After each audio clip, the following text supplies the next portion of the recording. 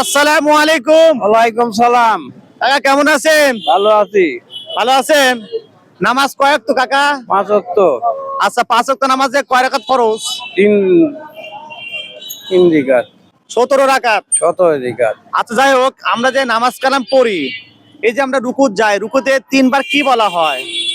সুবহানা রাব্বিয়াল, সুবহান রাব্বা আলামিন। না সুবহানা রাব্বিয়াল আজিম কি বলা হয়? সুবহান রাব্বা আজিম। আচ্ছা যাই হোক কাকা, আর একটু ক্লিয়ার করে আপনি শিখবেন, ঠিক আছে? সুবহান রাব্বা আজিম। আপনার জন্য ছোট্ট একটি উপহার, এটা মাথায় দেন। সুবহান রাব্বা সম্মানিত ভিউয়ার্স, এরকম ইসলামিক ছোট ছোট ভিডিও পেতে অবশ্যই চ্যানেলটি সাবস্ক্রাইব করবেন।